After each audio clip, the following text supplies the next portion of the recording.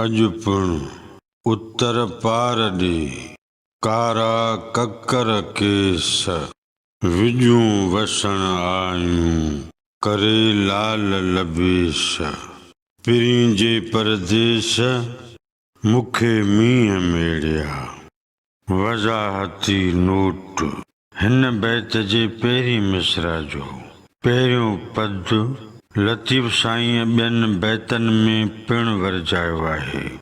बैत जी पहिरीं मिसरा अॼुपुण उत्तर पार ॾे कारा ककर केस ॿियनि बैतनि जूं मिसराऊं ऐं वरजायल पद अॼुपुण उत्तर पार ॾे ककर की चोटी अॼुपुण उत्तर पार ॾे ककरियूं कारियूं अॼुपुण उत्तर पार ॾे ककर कयाई अॼुपुण उत्तर पार ॾे ककर थो करे।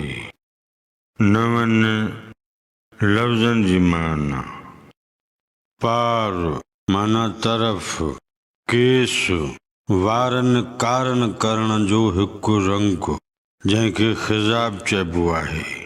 बैत मूजिबि हिन लफ़्ज़ जी माना थींदी केस जे रंग जहिड़ा कारा लाल माना ॻाढ़ो लबेस माना पोशाक पहिराण या लिबास। ही लफ़्ज़ लतीफ़ साईं ॿियनि बैतनि में पिणु कमु आंदो आहे।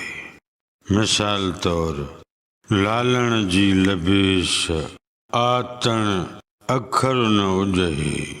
बैत जे मिसरनि जी सादी सम्झाणी अॼुपुण उत्तर पार ॾे कारा ककर केस उत्तर जे तरफ़ खां अॼु केस जे रंग जहिड़ा कारा ककर निकिता आहिनि विजूं वसण आयूं करे लाल लबेस ॻाढ़ा वेस करे विजूं वसण आयूं आहिनि पिरीं जे परदेस मूंखे मींहं मेड़िया पोइरे जे करे पिरीं परदेस वियल हुआ जॾहिं मींहुं वठो त महबूब मोटी आया।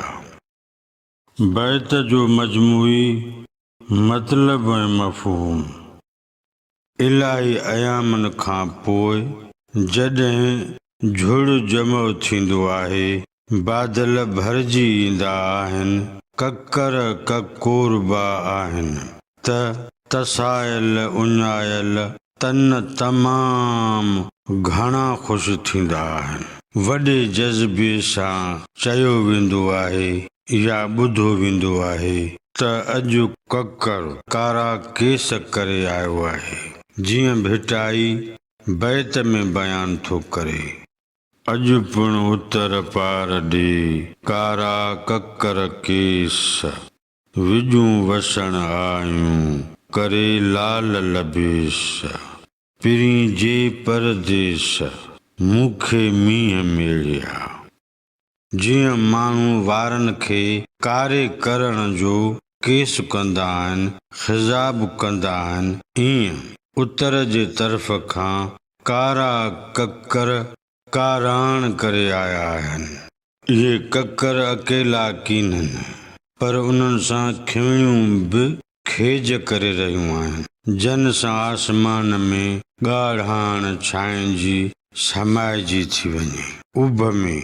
इहो ककर जेके पोशाकूं ऐं पहिराण पाए रहियो आहे इहे सभु लिबास रंग रूप मींहं वसण जा अथसि। बारिश बरसात सां हर जीव जरकी थो पवे ॾुख ॾुकर दूर था थियनि सोकहिड़े जे करे मुंहिंजो पिरीं कमाइण काण परे वियो हो मींहुं वठो त मूं पंहिंजो कांध अङण ते ॾिठो।